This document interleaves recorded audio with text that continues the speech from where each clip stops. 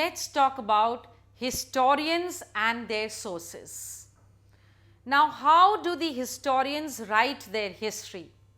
They were not present at the time when the history has to be written about. So, what are the sources which help them in building history? How can they rely on them? What are the faults in the sources and the drawbacks are all that we are going to study about.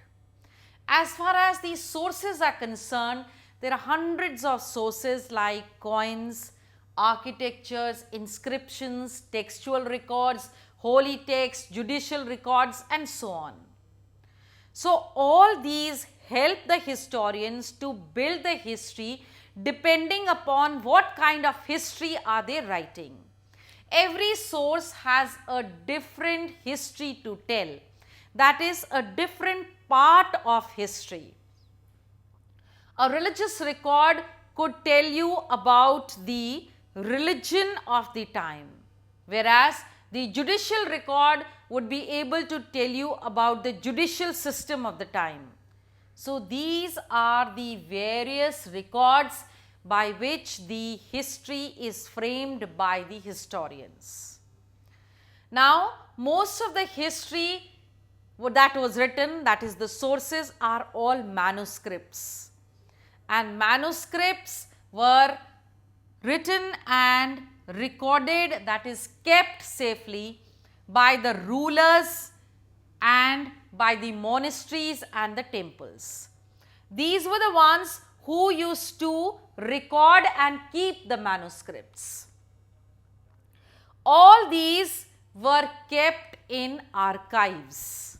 Now, archive is a place where you store the manuscripts. So, all those records maintained by the rulers, monasteries and temples were kept safely in the archive. Archive is a place wherein we keep these sources or the manuscripts safely. Well, as I said, most of the sources are all manuscripts. Therefore, there is a big drawback in these manuscripts, and the drawback is that since the manuscripts are written by hand and the people who write manuscripts are called scribes.